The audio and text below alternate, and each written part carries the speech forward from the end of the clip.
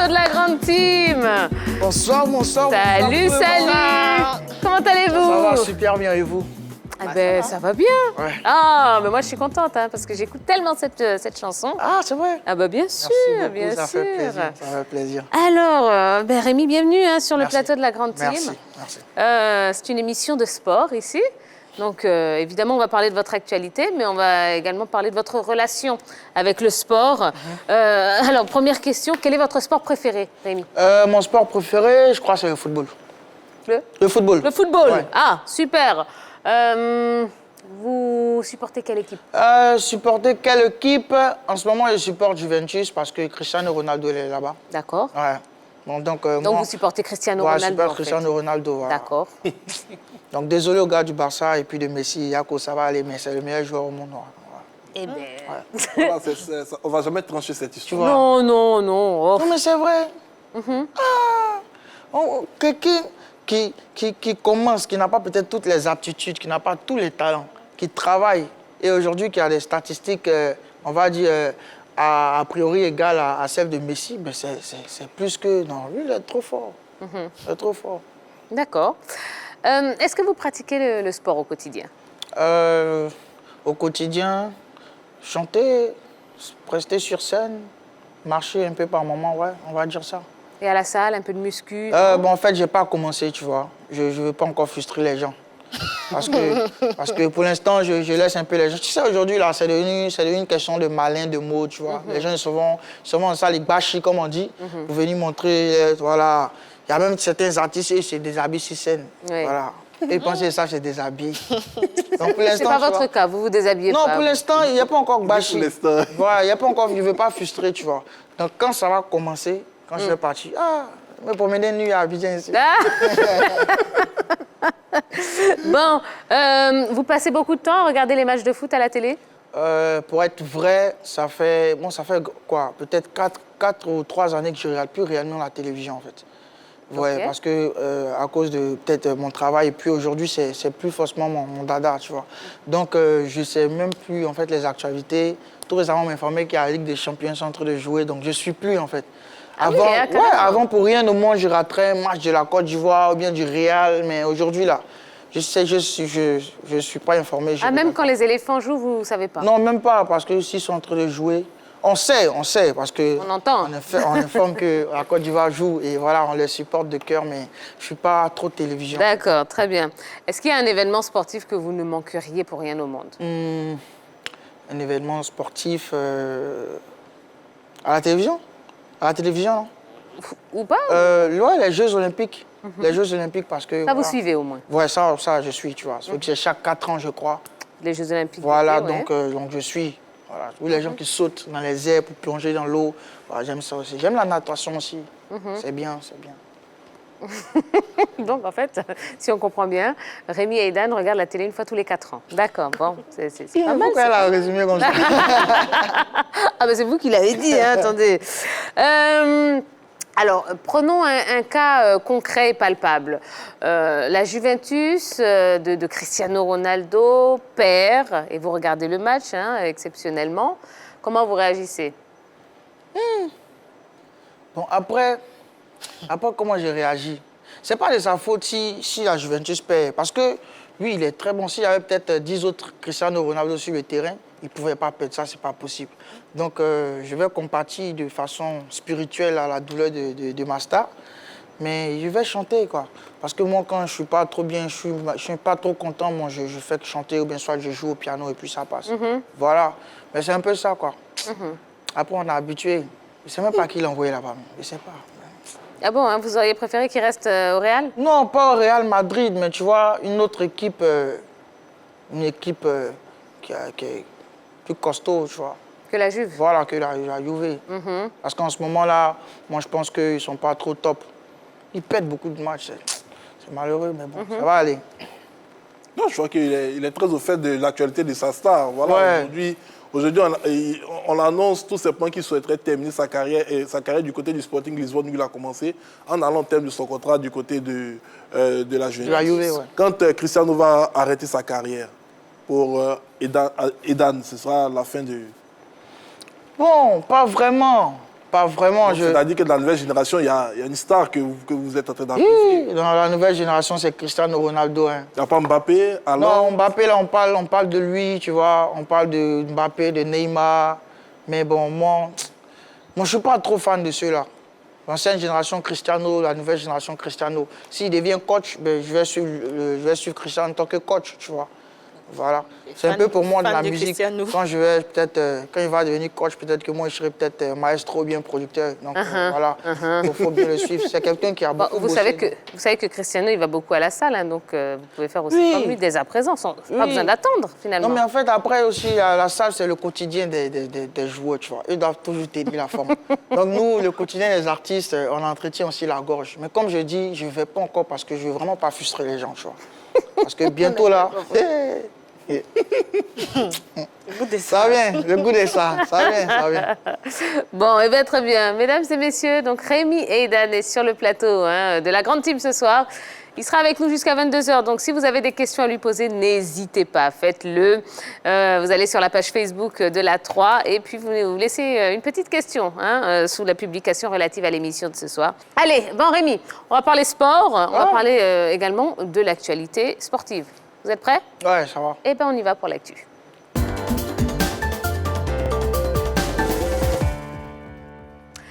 Alors que le Paris Saint-Germain s'est fait sortir en Ligue des Champions par Manchester City en demi-finale, certains de ses anciens joueurs et entraîneurs vont tenter de remporter un titre continental. Voyons tout cela avec Dorgelès Kofi. Assolélé. Assolélé, ça m'en Bonsoir parle. la team. J'adore cette couleur, le blanc et le noir, c'est très important dans la vie. Ah bon, hein? Ouais, le blanc et le noir. D'accord. Bonsoir à la team, vous allez bien? Salut Dorgelès. Ça va bien? Oui, ça va super bien. C'est la DER de la semaine. Hein. Oui, tout à Voilà, fait. donc c'est important souvent. Ouais. Et puis j'aime bien vous rentrer avec votre seul et unique pas. Ah oui, ouais. Que vous connaissez, que vous maîtrisez. Non, mais on va apprendre au fur et à mesure. Petit à petit. Voilà, ça va venir, D'accord, très avec bien. le temps. Vous avez dit quoi à notre invité? Non, c'est quelqu'un que j'admire beaucoup au niveau de la chanson. Oui. Il chante bien. Oui. Voilà, donc on a MTV Sugar, je pense bien, on a fait le casting ensemble, Ouais, mais ça n'a pas marché. Donc après, Ah! oui, on a essayé. Ça n'a pas marché pour Ouais, vous? ça n'a pas marché parce que c'était la danse là-bas. Ah! Après, on n'avait pas compris. Ah, au et puis départ. vous êtes allé faire ça, là-bas. Ah, d'accord. C'était pas joli à voir. Donc, ben, c'est nous qui avons accepté ça. D'accord, très bien. Merci beaucoup, merci.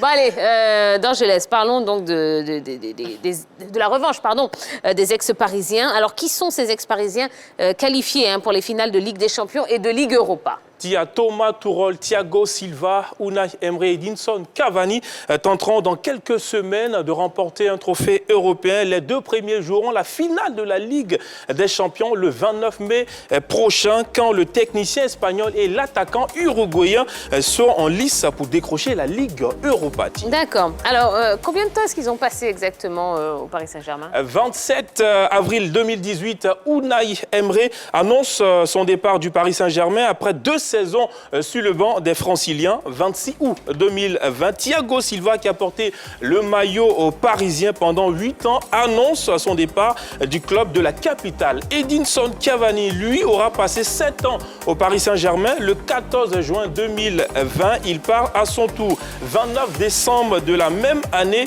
la direction du Paris Saint-Germain annonce le limogeage de Thomas Tuchel. Il aura passé 2 ans à la tête du staff technique. En moins de 3 ans, le Paris Saint-Germain s'est séparé de 4 hommes clés, raison avancée, insuffisance de rendement. D'accord, merci beaucoup Dorgelès. Alors, est-ce que, donc on parle d'insuffisance de rendement, est-ce que les performances de ces joueurs et de ces techniciens peuvent être remises en cause? C'est difficile à dire parce que vous savez, chaque situation a sa réalité. Sauf que du côté de Paris, il y a eu déjà un précédent avec Carlo Ancelotti. Si on se rappelle très bien, au début de l'ère QSI, c'était Antoine Camboiré qui était l'entraîneur du Paris Saint-Germain. Il était remercié en plein milieu de la saison par ses dirigeants et il s'était allé chercher du côté de l'AC Milan Carlo Ancelotti. Ancelotti qui menait bien la barque. Et il y a eu un petit moment de flottement en cours de saison où les dirigeants du Paris Saint-Germain ont adressé un message clair à Carlo Ancelotti. C'était à la veille d'une rencontre face à la formation de Rennes. En cas de défaite, vous serez limogés, chers messieurs. Ancelotti a réussi à relever la tête, à être champion de France et il avait décidé de partir du côté du Real de Madrid. Malgré l'insistance des dirigeants du PSG pour qu'il reste, et on a vu la suite de l'histoire, il a permis au Real de remporter sa 10e Ligue des Champions. Ensuite, les dirigeants franciliens ont essayé de tirer les leçons de ce qui s'était passé. Ils ont fait venir de bons entraîneurs. On a eu Unai Emery qui est arrivé après tout simplement très bon passage du côté de la formation de FC Séville où il avait remporté, je crois, trois fois l'Europa League. On pensait qu'il allait franchir un cap avec le club francilien, mais il a buté lors de la fameuse remontada face à la formation du FC Barcelone, emmenée par un intenable Neymar.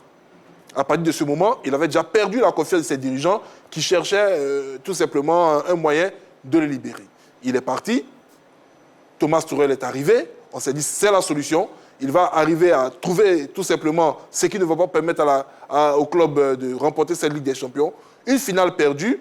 Thomas Tuchel, c'est un entraîneur qui n'a pas sa langue dans la poche, qui supportait très peu, je dirais, le manque de discipline générale du PSG. Il demandait que cette formation soit plus solide, qu'elle représente une véritable institution. Son message est mal passé. Une interview où il a tenu des propos que lui-même il avait jugés un tout petit peu comme des propos gags, tout simplement lui a coûté sa place sur le banc de touche de la formation du PSG. Il a rapidement rebondi du côté de la formation du Chelsea et il a encore fait la Ligue des Champions. Voici un peu l'historique du PSG ces dernières années avec les grands entraîneurs que ce club a pu avoir. Donc, dire que c'est une revanche pour moi, je ne pense pas trop. Ce sont des entraîneurs et des joueurs qui se retrouvent aujourd'hui dans des clubs qui leur permettent de pouvoir s'exprimer normalement et qui leur permettent d'atteindre un niveau de performance élevé, là où on pensait tout simplement qu'ils étaient, comme vous l'avez si bien dit, entre guillemets, excusez-moi le terme, finis au niveau du haut niveau. Donc, c'est circonstanciel. Mais la question, c'était surtout, est-ce que c'est dû à leur performance Est-ce que le limogeage est dû à leur performance, Rémi? Moi, je pense pas. Moi, je pense pas. Je pense pas. Peut-être que... Après, c'est son contrat. Hein. Voilà, on lui a dit non, voici ce qu'il a réalisé. On lui a dit voici ce qu'il a réalisé. S'ils ne peuvent pas, bon, on passe à autre chose. Voilà, moi, je pense que c'est plus ça. Yellow?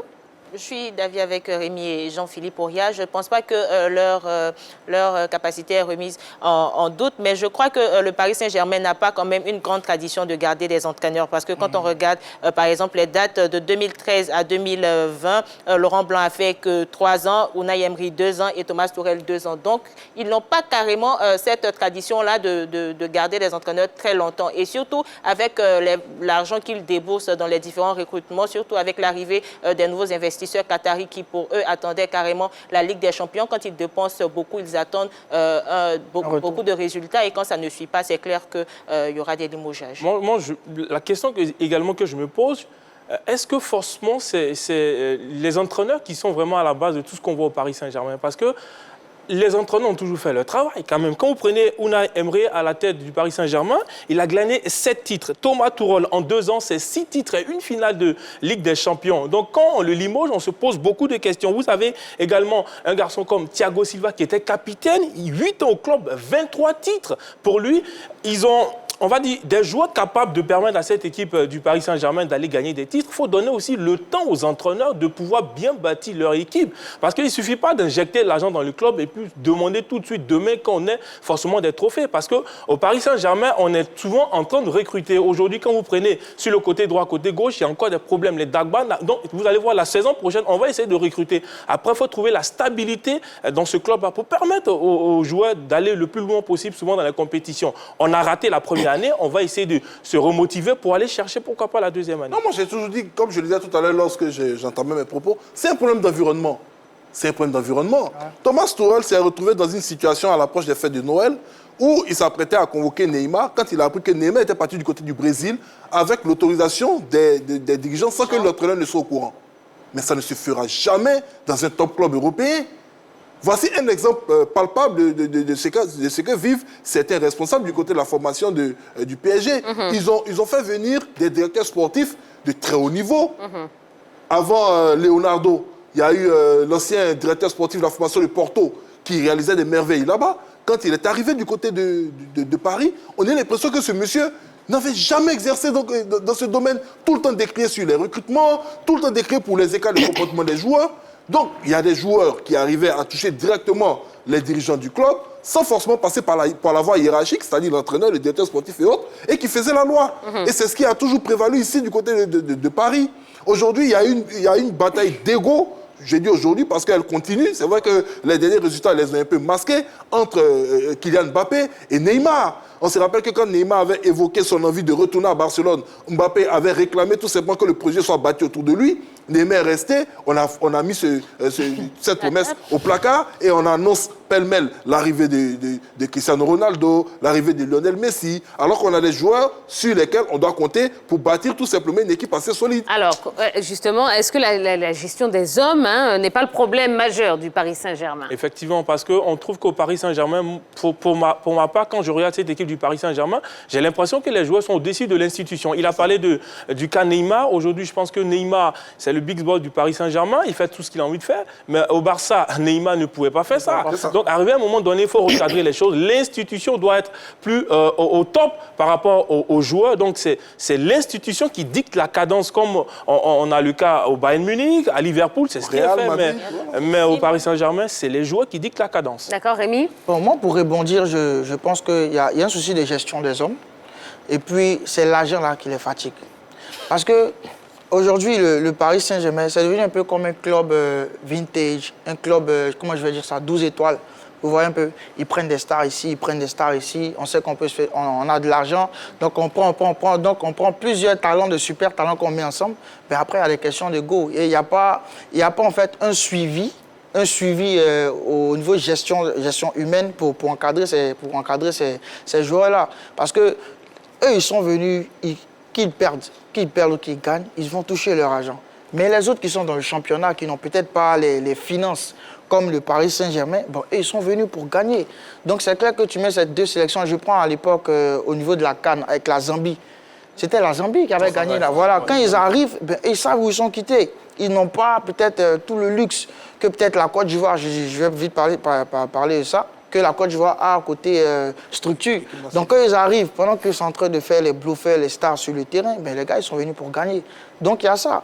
Après, on nous dit de Cristiano Ronaldo, comme s'il n'y a pas des attaquants qu'on peut mettre au Paris Saint-Germain. On nous parle de Messi. Bon, mettre Cristiano Ronaldo, Messi, Neymar, Mbappé à l'attaque. Mais après, ça devient question, ça devient autre chose en fait. Ça devient vraiment autre chose. Voilà, All-Star, merci. Moi, je voulais ajouter un élément. Quand Neymar arrive du côté du Paris Saint-Germain, Neymar trouve un joueur qui a dû batailler pour se faire une place dans ce club comme une légende, qui est Edison Cavani. Ouais. Cavani, il arrive au Paris Saint-Germain pour jouer la pointe, mais il tombe sur Zlatan Ibrahimovic, qui refuse que Cavani joue à son poste nominal. Cavani est obligé de jouer sur les côtés. Il accepte cette situation, il reste là-bas plusieurs saisons, et ensuite, après le départ de Zlatan, Cavani revient dans l'axe. Mais automatiquement, qu'est-ce qui se passe? Quand Neymar signe, il fait venir Dani Alves, il crée sa colonie brésilienne avec Thiago Silva, aujourd'hui qui est parti, et il commence à contester tout simplement, je dirais, le leadership naturel de Cavani, parce qu'il était devenu le chouchou numéro 1 des supporters parisiens.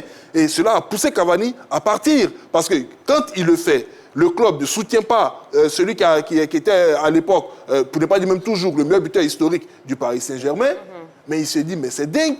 Malgré tous mes efforts, on ne me soutient pas. On continue à mettre les bâtons dans les roues. On a Kylian Mbappé qui arrive de Monaco, qui demande de jouer dans l'axe à la place de Cavani, qui conteste Cavani. Aucun soutien. Le monsieur décide de partir. Donc voici par exemple ce genre de situation qui arrive.